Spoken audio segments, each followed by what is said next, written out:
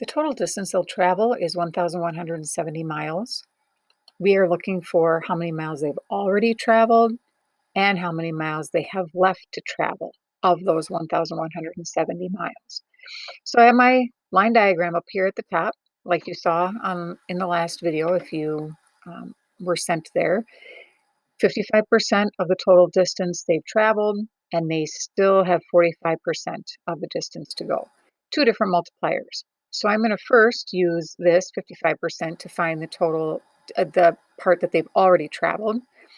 55% of 1,170 will be this X value at the top of the diagram, the value that relates to the 55%.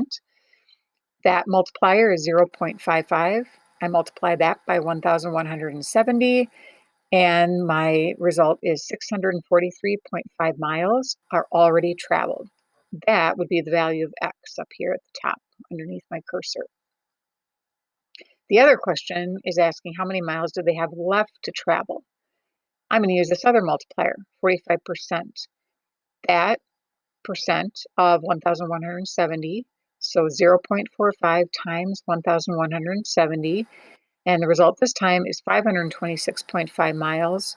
That represents the miles that are left to travel, and it is the value of Y. It's across from that percent. It is the value for that represents that 45%.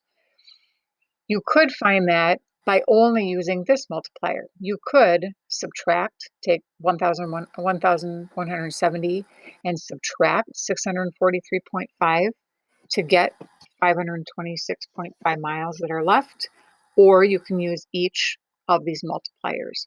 We want you to be aware that there are two multipliers in every situation, and that's what we're focusing on today.